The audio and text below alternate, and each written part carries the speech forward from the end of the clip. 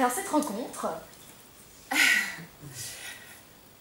alors c'est en emmenant Charlotte au catéchisme qu'on s'est rencontrés. Je venais de divorcer, j'ai élevé seule mes 2 enfants, donc Charlotte et Félix. Et j'ai tout de suite senti un regard attentionné.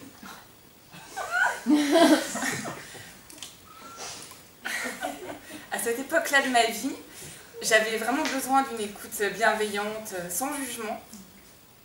Alors là, j'ai été exaucée au-delà de toutes mes espérances.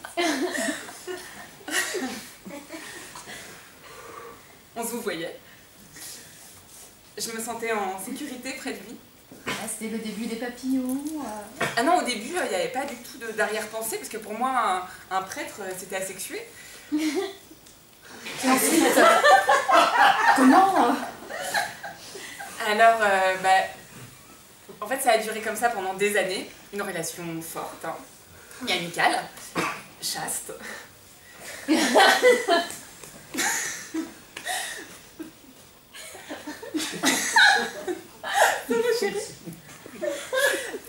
il a été, en fait, il a été nommé dans une autre paroisse à 80 km, à Saint-Michel-sur-Loire. Et on se voyait moins. Le manque, c'était dur. Hein. C'était dur, hein. Ça vous travaillait. En fait, l'obligation de célibat des prêtres me semblait de moins en moins justifiée. J'y pensais beaucoup et en fait, ça me paraissait absurde. Et puis, il y a eu l'accident de voiture. Assez grave. Et je suis allée le voir souvent à l'hôpital.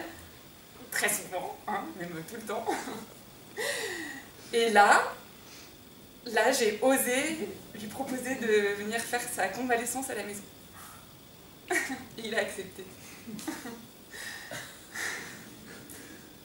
Et... et voilà. Et on a accepté ce qui se passait. Voilà. Et votre entourage dans tout ça? Ah nous, en tout cas, on a décidé de rien cacher. Mais un jour, l'évêque est venu à la maison et il m'a dit que j'avais commis un grave péché et que j'avais détourné un prêtre. Mais ça ne vous a pas découragé dans votre amour, dans votre union? Ah, c'était dur. Très dur. Voilà, bon, en tout cas, maintenant, on a une vie normale, on est un couple ordinaire, avec une histoire pas banale, mais on ne regrette pas. Et puis on va à la messe tous les dimanches. C'est super. En tout cas, ça fait plaisir à voir, hein. Ça m'a mis les poils. Merci, Anne-Louise, merci. Avec plaisir, merci. Si je peux aider d'autres couples. Certainement. Ok, merci.